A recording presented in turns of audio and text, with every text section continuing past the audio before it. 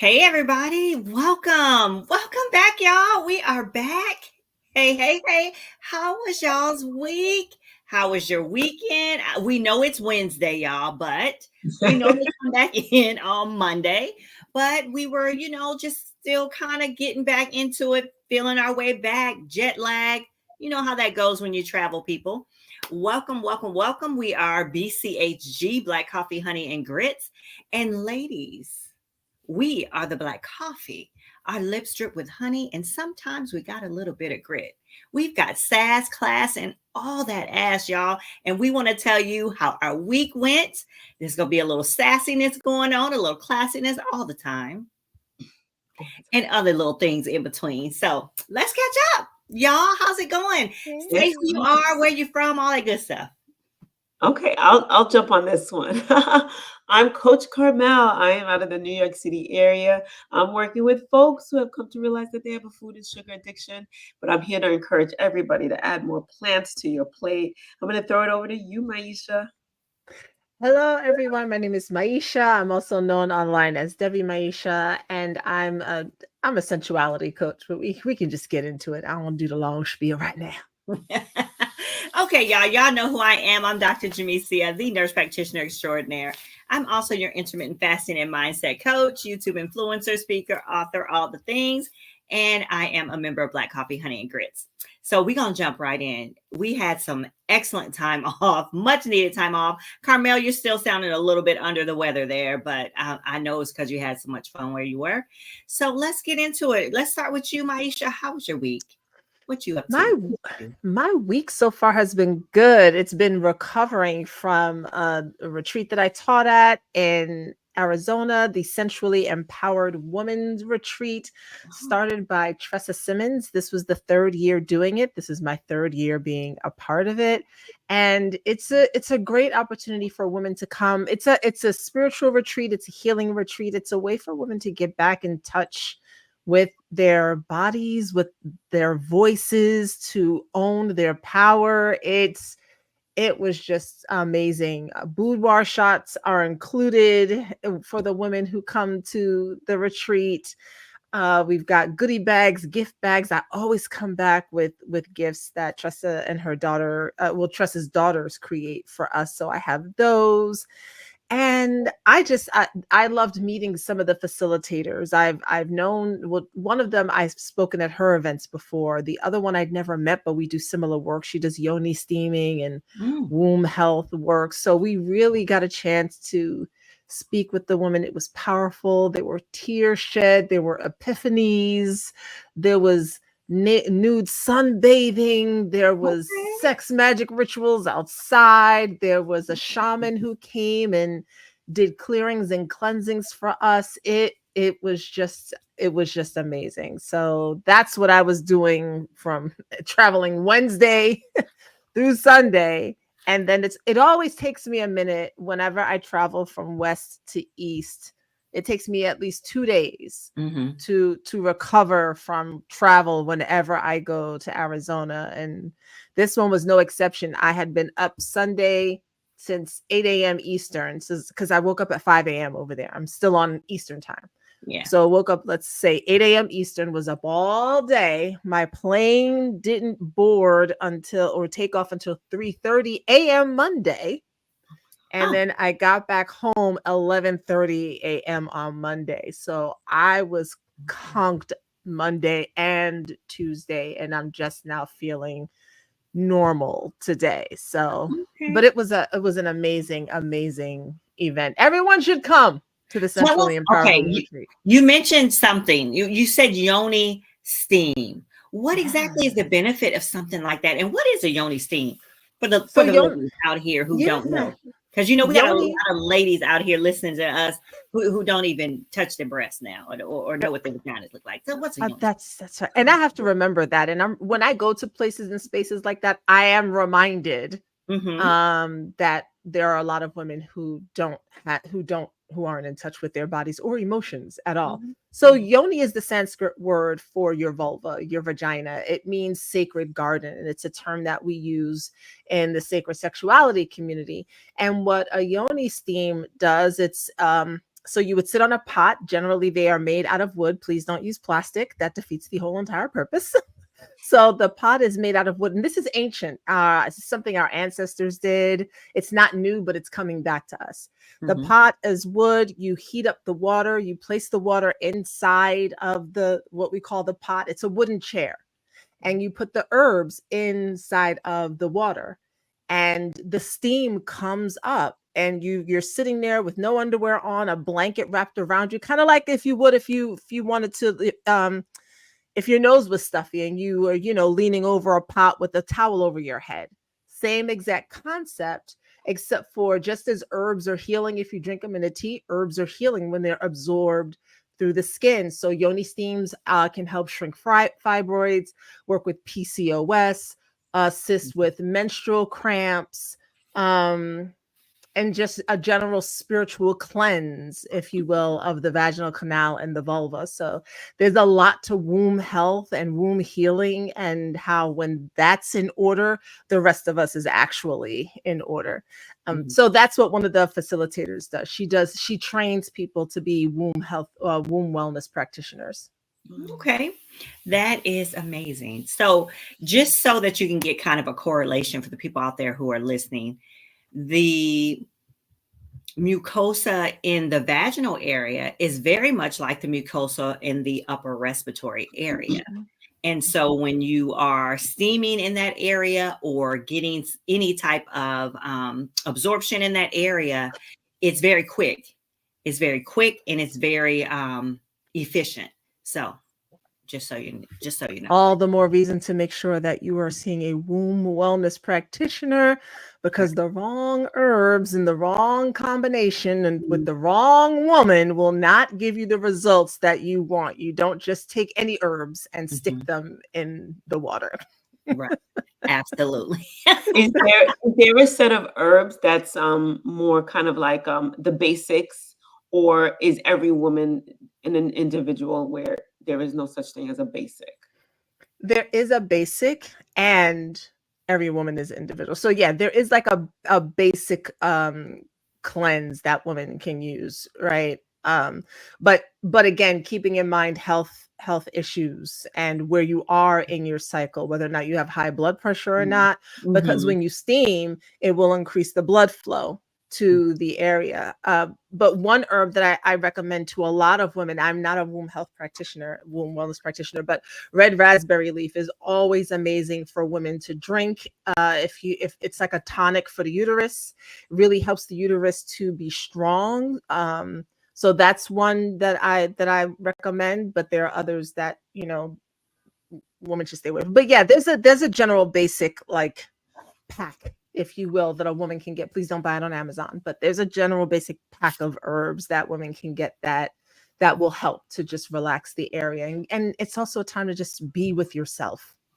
Yeah. Well, we didn't do any yoni steaming while we were there, but we did do yoni sunbathing. Some of the women, we went out because I was like, look, I'm going outside. I'm gonna do a sex magic ritual outside. I want to let y'all know in case y'all come up there and you see me doing what I do. But then someone was like, well, can I come too? And I was like, absolutely, you can. But for some women, and I told them, look, you don't have to do what I'm doing, but just be out there with your own self. Some women had never felt sun between their legs before. I remember the first time I did. I don't think either. Yeah, just nothing on and just letting the sun shine on you. It is the most amazing feeling. One of the women was like, she's in her later 50s, early 60s. She's like, I've never done this before. She's like, it was like, I was like, it's like a buzzing, right? She's like, yes. It was like buzzing. Like, zzz. I was like, I know. It just feels the energy of the sun. Yes. So if you get a chance to go to like a nude beach or something, or if you can go to somewhere where you have, where you're secluded, please get some sun between your legs. Okay. And you were in Arizona, close I to was. the sun. Okay. It was 102 when I got off the plane. Yeah. Yeah. And I got to swim naked. So I was excited. I got to do a lot of nude things. I was very happy. So at the retreat, they had a pool and everything? We did, yeah. It was an Airbnb that was Yeah. rented, so the property was pretty closed off, Included. and we had it. Yeah, we had the whole entire place to ourselves. Oh, So How many nice. women? there were, not counting the facilitators, I think there were 12. There were 12 women. That's a We nice charged. amount of people. Yeah, and they Mhm. ranged in age from late 20s to 80s. We had a woman who was, or 70s. There was a woman who was in her 70s or 80s who came out, who this was, this was completely new to her. Many of these women have spent the majority of their life in the church. And that's also Tress's background. And many of these women have left the church. It just didn't serve them. So they had a lot to talk about in terms of religion and cultural and societal restrictions that they felt as Black women, and how that prevented them from having orgasm, from speaking up for themselves in work and with family. It was really powerful to see the woman release some things. One woman wasn't going to do the boudoir shoot. She just, she's a mom. She's got Mhm. twin girls and she's a wife, and she forgot about being a woman, and she finally did agree to do it for herself. And her pictures, I mean, just watching her in the water take her photos was absolutely stunning. She's going to love them when Awesome. she gets them. So yeah, it was great. That's Wow, that beautiful. sounds amazing. Thanks. Sounds Maisha, amazing. Thanks. so what did you teach at this event? What was your I role? taught, yeah, I taught a workshop on, and none of our workshops had titles. I taught a workshop. I was the first workshop, and so I thought it would be good to do something to help the women get comfortable and get in their bodies, because it's, you coming to this retreat, you don't. Some of the women knew each other, some didn't. Not most of them. Some of them didn't know what to expect. It was their first time doing something like this. So my workshop was around flowing through the emotions, and I went through a process of having them create shapes of that. What would fear look like? What would anger look like? What would sadness or joy look like? And have them create that shape or look with their body to start to feel what that might feel like, because we hold so much in.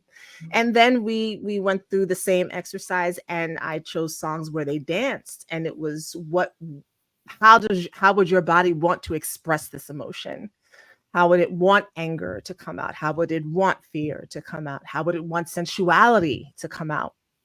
So that's the exercise that we did. A lot came up for many of the women who were told to be quiet, sit down, you're too much, you're too Mhm. loud, all of those things that they still carried with them, that kept them small. And we did a release exercise where I had them open up their mouth and say the note that their body wanted to say. And lots of tears with that one, actually, Mhm. interestingly enough. But I love doing that type of work with them. So it helped them to feel a little bit more grounded in their bodies. Thanks. I forgot to tell y'all what I did. Wow, that sounds amazing. Thanks. Alright, thank you Thanks. for catching us up, Maisha. Yeah. All Well, right. Who's next? Yes. Carmel, do you wanna go next, or you want me to go next? Go ahead. Okay. So I also did a workshop. I did a workshop at Hampton University, and it's very similar to you, Maisha. 14 women showed up for the workshop. It was, I think, my youngest was 65, and my Mm, oldest was 84. mm, And well, there was another girl in there that was, I think she was 33 or so, but she was just stopping in to help me with, my projection and my like visuals. And then there was myself. But mine, it's Breast Cancer Awareness Month, so I did Knowing the Signs of Breast Cancer. And then I focused on elderly women over the age of 50. And then I narrowed it down even further for Black women. mhm, And I talked about what we eat and how we eat to try to decrease the chance of developing breast cancer, the things that we can do. I also literally just taught them the different types of breast cancer, the different type of research Mm. that's surrounding breast cancer right now, and talked about self breast exams and what to do if they just didn't want to do self breast exams, how they could still find lumps or abnormalities without touching their breast, because some of them of that age do not touch their breast, do not feel like, they don't feel comfortable touching their breast. They feel uncomfortable and were able to verbalize to me that, I've felt uncomfortable for a long time, until I got a scare, or Mhm. just opening up to me about being comfortable even talking about their breast and breast cancer, or getting tested, and why they feel like more, we actually, Black women have a lower incidence of breast cancer, but our survival rate is less, right? We um we don't want to talk about it, because sometimes we feel like if we say it, it puts it in the air, and then it makes it real. Mm. And by not saying it, it's not real, and we can ignore it. And so that's why sometimes Black women die from breast cancer when we could have easily taken care of it. Mm. We are afraid to talk about it. And of course, society. And of course, doctors don't take us serious. And of course, we don't have great health care. And of course, we only have 15 minutes with a medical provider, right? So we don't get everything out that we want to talk about. And sometimes our insurance is just not good. And sometimes we can't get the ultrasound, or we can't get the whatever we need next. So we talked about all of that, and I was able to just tell them that we're just real women today having a real Mhm. conversation about breast cancer, and they thought it was really cool that we meet here with Black Coffee, Honey, and Grits, and we do that, and we talk about topics that matter to us as Black and brown women. So I had a great time with that. I also talked about some of the less obvious signs that you may have something going on with your breast. So we talked about, of course, the nipple discharge, the inversion of the nipple where it wasn't inverted before. We talked about the breast looking like an orange peel, which it wasn't looking like that before. Pain in the breast, discharge that's black, brown, red, whatever. Just all of a sudden you're having discharge and you shouldn't be because you're not lactating. So stuff like that. We were able to do that. So it was really, really nice. It was beautiful. They loved it. I loved them. We took pictures. It was a couple tears in the audience and a lot of laughter. We had some fun. I made it fun, um, and just a good educational moment. And I loved it. It was great. So that's what Mm. I did, and it was fun. Was Well, it before also, I go ahead. sorry, I was wondering if it was a weekend event or just one day event or, It was one day. They've oh, been having me come speak to them about various topics. Last month, I did prostate awareness, knowing the signs of prostate cancer or any type of prostate issue. So I did that last month because of what was going on, and I did that this month. So it was a part 1 and 2. So this was mm, part 2 of the series, and some of the ladies that were at the first one came to this one. Um, so it was just half a day. Mhm. mm. It was half I'm a day. Yeah. curious, were And there any then men there? huh? I'm curious, were there any men there? No, not a one. Not Mm. at this, but at the prostate one, there was women there and men. So, Yeah, so yeah, mhm, that's why I was curious. Okay. Yeah. not a It one. makes Yeah. it makes sense, the women trying to take care of their men, but the men not showing. It's not showing Yeah. up for Yeah. various reasons, but just Yeah, but interesting. men can also get breast cancer. I Mhm. have a man that I'm taking care of right now with breast cancer. Mhm. Yeah. They absolutely can. Just Maya says hello, by the way. Just want to let Hey, y'all know over on Maya. Instagram. I'm curious, and I know more happened on your weekend, so you can tell us about that. But I'm curious as to I'm always interested when women say they're uncomfortable touching their bodies, Mhm. if they say why that is. Like, I mean, it's your breasts, but what Mhm. is it about that makes them uncomfortable? Do they say?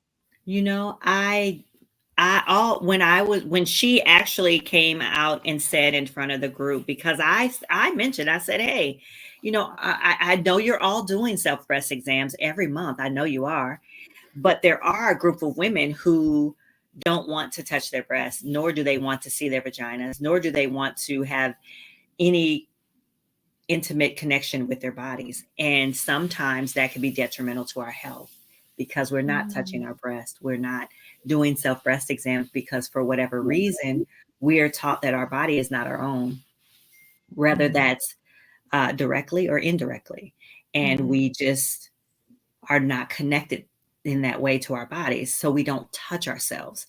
And she raised her hand and she was like, I used to be like that for many, many years. She said, I just felt weird. I just felt weird until I got a scare. Yeah. So, and there was a lot of nodding. Mm. She was the only one who said, hey, I want to say this out loud so other people can hear me. And I told her, I said, she's not alone. I said, as a matter of fact, you're probably in the majority and not the minority. Yeah. And so when I said that, I know all of you are doing self breast exams. A lot of them were like, right? So, to in Carmel, that case, huh? I was gonna say real quick to Carmel's point. There's a woman that I know. She's a nurse oncologist. I'm not sure titles, but I saw an ad on LinkedIn where they're encouraging men to be more involved, not just for the women in their lives, but also because men have breast cancer too. And there was an ad that they put together with the Black Man Can and some other organizations where the husband is the one learning about breast cancer and he's the one who finds the lump and goes to the doctor, with his wife and takes care of her. So hopefully the goal is that more men will become more aware, not only for the woman in their lives, but for men as well with breast cancer. Yeah. And that's exactly what I did tell the women in the room. I said, I don't care that you're not touching your breast or examining your breast. Have someone do it. If you cannot, have your husband or your partner check your breasts for you every month. Stand in front of a mirror, cover your eyes, whatever makes you comfortable. Let him go at it. And I showed them how to do that. And so I just told them I didn't care. Somebody needs to be filling their breast up. I didn't care who's doing it, whether it's them, their guy, whomever, but they need to get it done. So, just to give them other ideas, because oftentimes it is the partner who finds the lump. By the way, Mary Kim says, loving the convo as always. Hey, Mary Kim. All right. What else happened during your weekend? Because you had a really nice picture. Yeah. So I went to a Roaring 20s wedding for my Boo Bears. I've had something every weekend, so I'm hoping you're talking about that picture. But I think that one was last weekend. There was something else happening this past weekend. You could talk about that one, but okay. So yeah. Okay. Yeah. So for my Boo Bears, one of his good friends got married, and their theme was the Roaring 20s. That's so I went to that. And then this weekend, I went to a gala for Delta Sigma Theta Sorority Incorporated. So I had several events going on, but yeah. Oh, okay.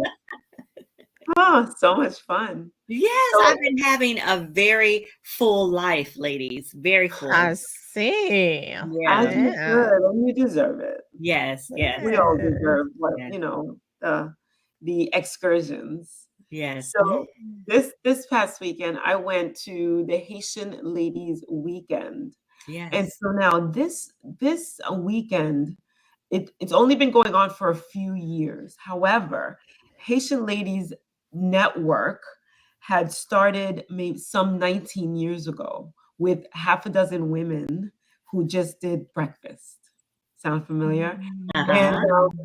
And every year they got together and had breakfast until the network just grew and grew and grew. 19 years later, over 400 women are attending an entire weekend. Wow. And the weekend starts on Friday. So they give us a light breakfast. They serve us lunch. on Saturday, and then the main brunch is on Sunday. So some people buy tickets for the entire weekend. Some people just buy tickets for the brunch because that's where the main event is.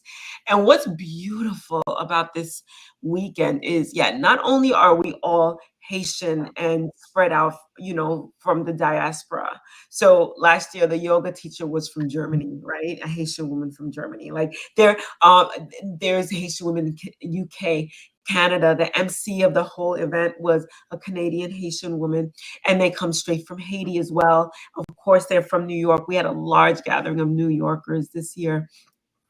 And what's amazing about them is there's so many women who are just rocking it in their industry. Like they're really, really doing amazing things.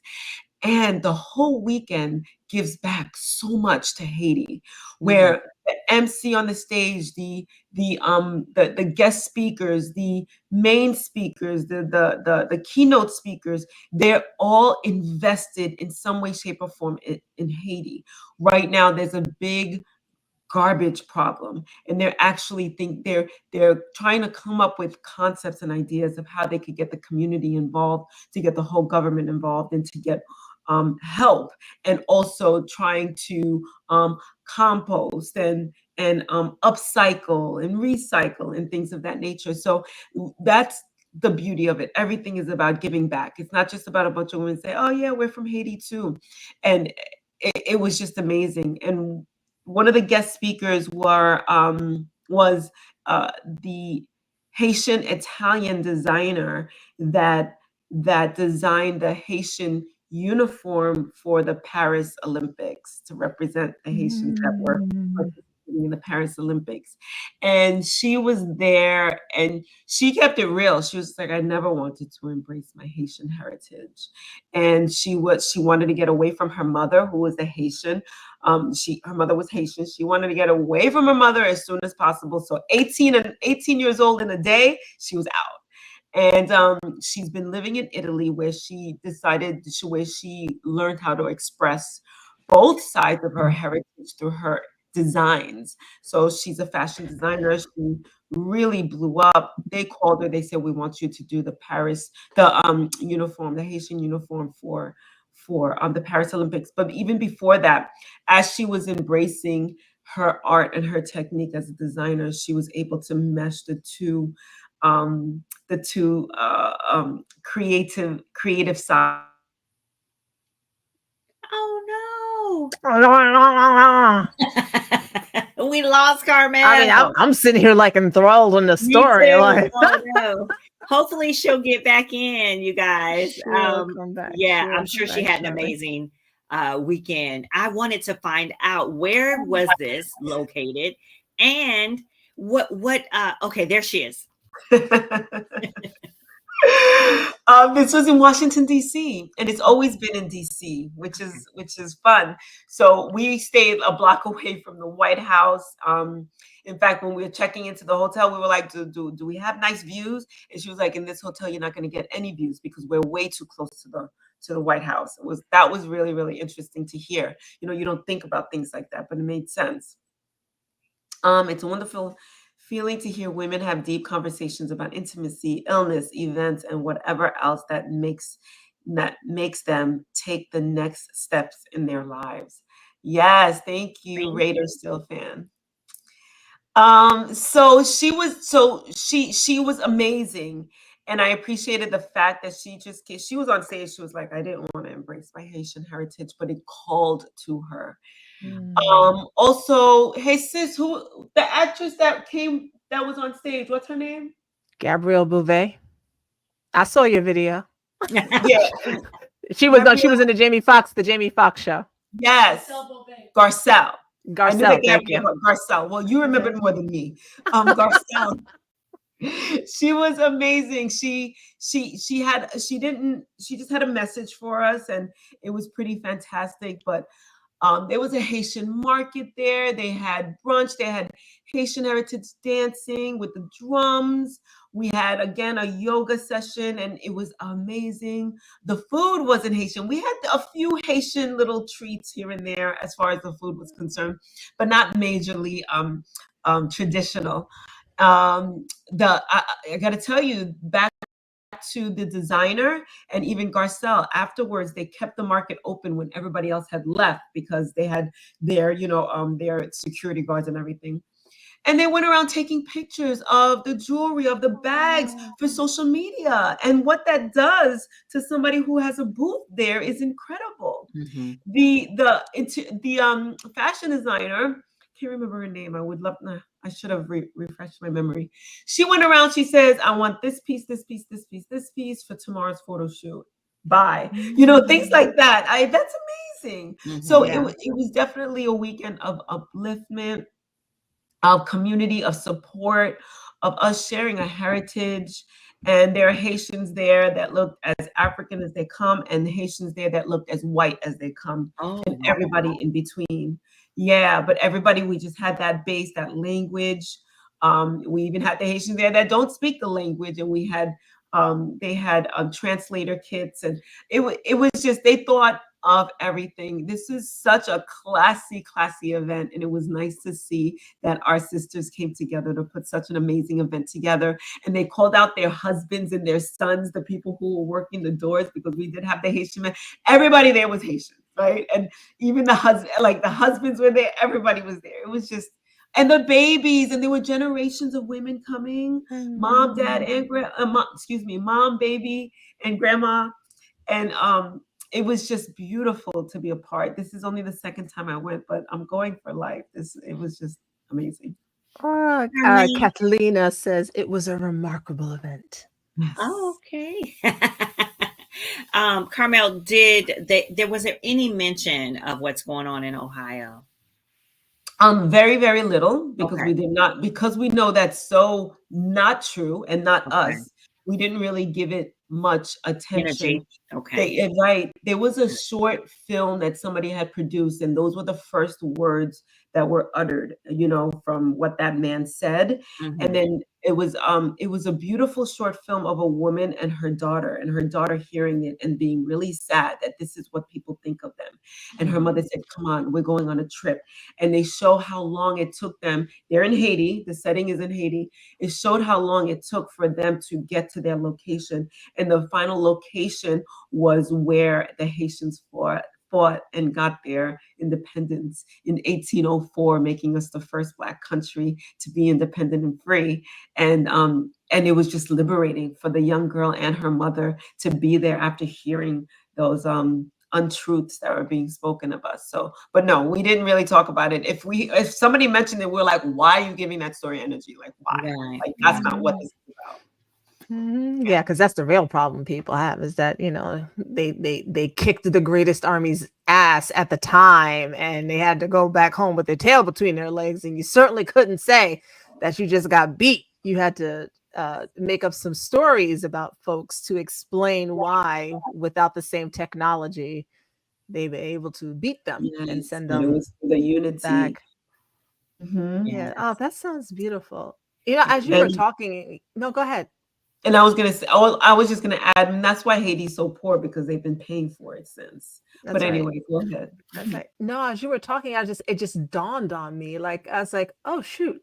So my best friend from elementary school, there were three of us, and she's a doctor now. She's Haitian. It's when you were talking about the different hues, right? Because she was really light, but she was Haitian doctor, and then the first boy I ever kissed, he was on the darker side.